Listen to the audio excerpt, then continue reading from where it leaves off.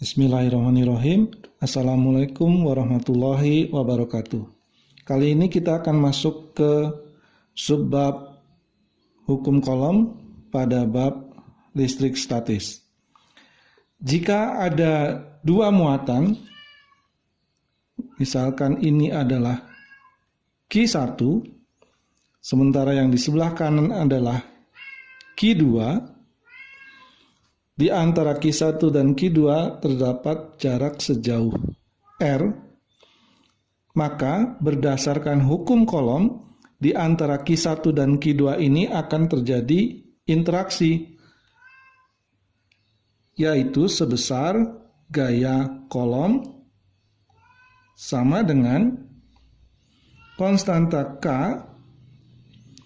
dikali muatan Q1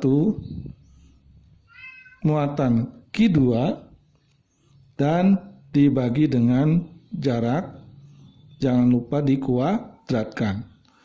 Bentuk seperti ini memang seperti gaya gravitasi.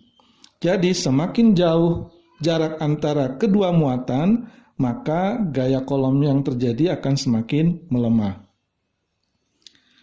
Jika muatannya sejenis, yaitu dalam hal ini adalah keduanya bermuatan positif, maka gaya kolomnya akan saling mendorong seperti ini.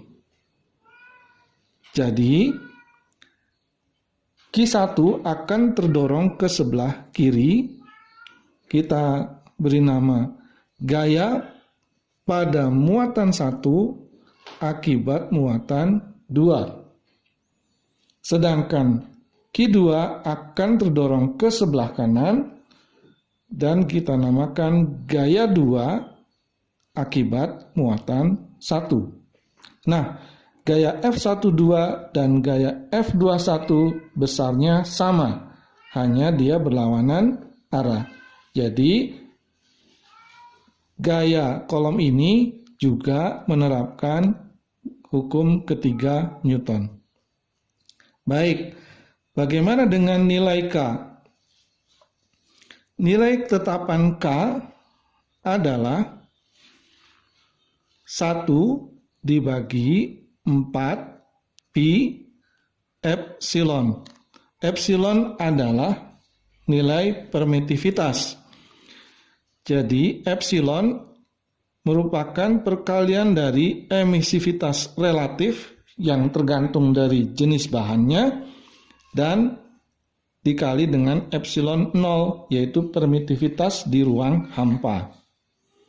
Nah, khusus untuk udara, di mana nilai emisivitas relatifnya sama dengan 1, maka emisivitasnya adalah 1 dikali emisivitas di ruang hampa. Dan untuk kasus ini nilai K-nya adalah 9 kali 10 pangkat 9 dengan satuan Newton dikali meter kuadrat dan dibagi kolom kuadrat. Ini adalah nilai tetapan untuk udara. Jadi untuk bahan selain udara, maka nanti di soal akan diberitahu berapa nilai emisivitas relatif bahan tersebut. Baiklah, nanti kita akan masuk ke soal USM PTN. Soal pertama adalah soal hukum kolom UTBK tahun 2021. Muatan titik A berada di X sama dengan 0. Jadi, kita andaikan ini adalah X sama dengan 0. Dari soal dikatakan bahwa muatan A itu bernilai positif. Oke, ini adalah muatan A. Pada jarak X sama dengan 60, sebut saja di sini, itu terdapat muatan B. Tetapi muatan B belum diketahui jenisnya, apakah positif atau negatif. Dari soal dikatakan ada muatan titik C. Muatan titik C terletak pada jarak X sama dengan 12. Sebut saja di sini. Jika pada soal tidak diberitahu secara jelas apakah dia muatan positif atau negatif, maka kita andaikan saja dia bermuatan positif. Ini adalah muatan di titik C. Dari soal dikatakan bahwa muatan di titik C itu gaya listriknya sama dengan 0. Jadi gaya listrik yang dimaksud tentu saja adalah hukum kolom atau gaya kolom. Di titik C nilainya harus sama dengan 0. Nah, pertanyaannya adalah berapakah muatan di titik B ini? Jika diketahui jarak-jarak yang sudah kita sebutkan tadi, yaitu antara titik A dengan titik C adalah 12 cm. Sementara antara titik B dengan C tentu saja jarak AB yaitu 60 dikurangi jarak AC yaitu 12. Baik, kita fokus di titik C. Muatan A positif, muatan C tadi kita andaikan positif, maka titik C ini akan tertolak ke arah sebelah kanan. Kita beri nama gaya pada titik C akibat muatan titik A. Syarat supaya gaya total di titik C adalah sama dengan 0, maka logikanya adalah gaya dari B ini akan menolak titik C ke arah sebelah kiri, seperti ini. Gaya di titik C akibat muatan B. Oke, jika kedua gaya saling menolak, maka ada kemungkinan bernilai 0. Syaratnya gimana? Syaratnya tentu saja gaya C disebabkan oleh muatan B ini harus sama besar dengan gaya C akibat muatan A. Seperti ini. Kemudian tadi sudah disampaikan rumusannya untuk gaya kolom adalah konstanta K dikali muatan Ki B dikali muatan Ki C dibagi jarak, tentu saja jaraknya adalah antara B dan C, dikuadratkan. Harus sama besar dengan gaya kolom di titik C akibat muatan A, yaitu tetapan K dikali muatan Ki A dikali muatan Ki C dan dibagi jaraknya, yaitu jarak A ke C. Dikuadratkan. Oke. K di sisi kiri dan di sisi kanan nilainya sama besar. Oke. Kemudian di sini sebelah kiri ada muatan C, sebelah kanan juga ada muatan C. Itu sebabnya kita tidak terlalu mementingkan apakah muatan C-nya positif atau negatif dan berapa besarannya. Yang penting dia seragam dan tentu saja bisa saling di cancel. Maka kita akan mendapatkan Ki B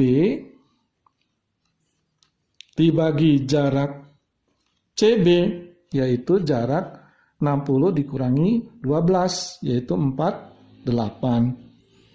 Jangan lupa dikuadratkan. Sama dengan nilai Ki A sudah diketahui dari soal, yaitu sebesar 1 mikrokolom dibagi jarak A ke C, yaitu 12. Jangan lupa dikuadratkan. Nah, 48 adalah kelipatan 12, maka ini kita bisa bagi dengan 12. Oke. Yang satu lagi juga sama, dibagi 12, maka 48 bagi 12 adalah 4. Maka kita akan mendapatkan nilai muatan di titik B, yaitu 1 dikali 16. Nah, tadi sudah jelas satuannya tentu saja mikrokolom. Bagaimana dengan nilainya? Apakah muatan positif atau negatif? Kita lihat bahwa interaksi antara B dan C adalah saling menolak. Artinya muatan B dengan muatan C adalah muatan yang sejenis. Jadi dia adalah positif 16. Dalam hal ini jawabannya adalah C.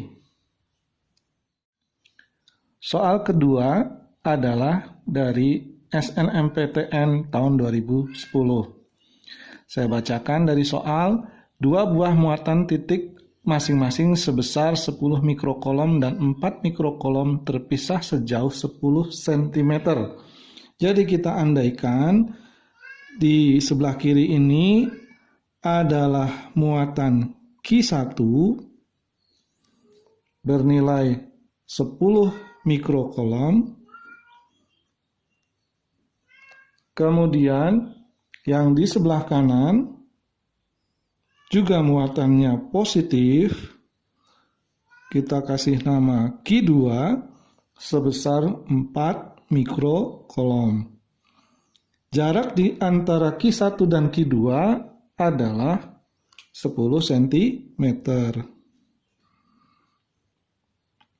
Kemudian, kedua muatan tersebut berada di dalam medium yang memiliki permitivitas relatif sebesar 3. Jadi, ini memiliki nilai permitivitas relatif yang dilambangkan dengan epsilon R sebesar 3. Pertanyaannya adalah berapa besar gaya yang bekerja pada kedua muatan tersebut. Jadi yang ditanyakan tentu saja adalah hukum kolom atau berapa gaya Newton di antara kedua muatan tersebut. Baik, seperti kita ketahui karena kedua muatan ini sama-sama positif, maka dia akan saling menolak. Yang kita cari sekarang adalah berapakah nilainya, yaitu gaya kolom sebesar tetapan K. Ingat, tetapan K yang 9, 10 pangkat 9 itu adalah jika berada di medium udara, di mana epsilon R-nya sama dengan 1. Tetapi karena ini mediumnya adalah bernilai 3 epsilon R-nya dari soal, maka kita harus membagi dengan epsilon R. Kita lanjutkan, dikali muatan Q1, dikali muatan Q2, dan dibagi dengan jarak dikuadratkan. Oke, maka kita tinggal menghitung. Tadi sudah disampaikan nilai K untuk ruang hampa adalah 9 dikali 10 pangkat 9. Jangan lupa dibagi emitivitas relatifnya, yaitu sebesar 3. Kemudian dikali muatan 1, yaitu 10 mikrokolom, dikali muatan 2, yaitu 4 mikrokolom. Mikrokolom ke kolom adalah 10 pangkat min 6, jadi mili mikro. Jadi min 3, min 6. Karena dikali dengan 10 pangkat min 6 lagi, maka pangkat totalnya adalah 10 pangkat min 12. Dibagi jaraknya, yaitu 10 cm. Kita rubah ke meter, tentu saja adalah 0,1 meter atau 10 pangkat min 1 meter. Jangan lupa dikuadratkan, maka menjadi 10 pangkat min 2. Oke, maka ini perkalian yang sederhana. Ini 9 dibagi 3, maka akan sisa 3. 3 dikali 4 sama dengan 12. Bagaimana dengan bilangan berpangkatnya? Di sini ada 10 pangkat min 2, ini pangkat min 12. Sisa min 10.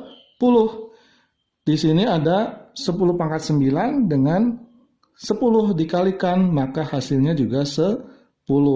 Jadi ini pangkat positif 10, sisa di sini adalah pangkat negatif 10. Maka nilainya adalah 12 Newton. Tidak lain jawaban untuk opsi B. Begini ya, sampai sini 2 soal tentang hukum kolom.